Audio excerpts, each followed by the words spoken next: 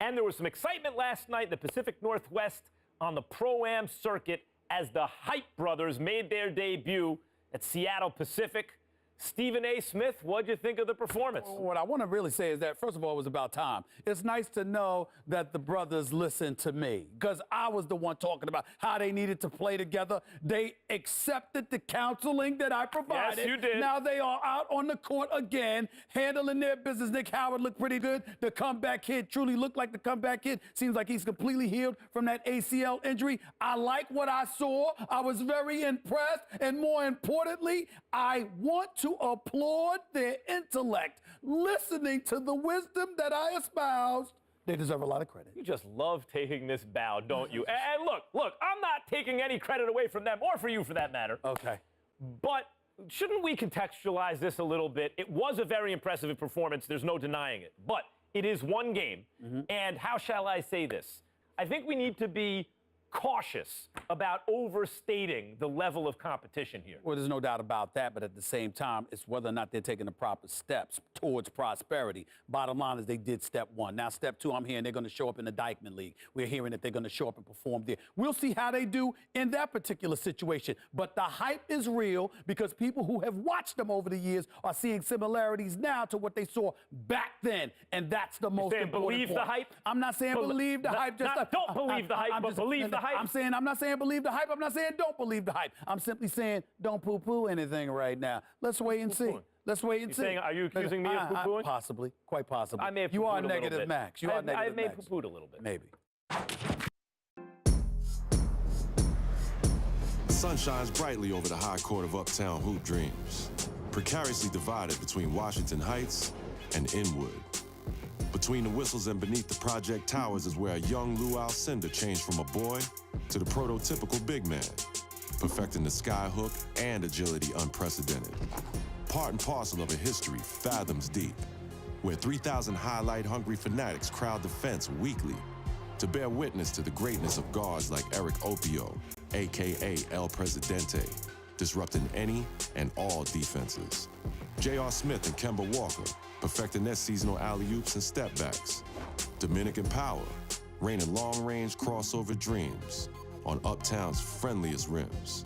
Young men with names like Too Hard to Guard, formerly known as Idris de Leon, before his handle made him the stuff of legend. New York City's Black Top Kingdom. Many would say this is the most entertaining outdoor ball in the city. Between the lines and in the paint, and with a style and grace that can only be found uptown.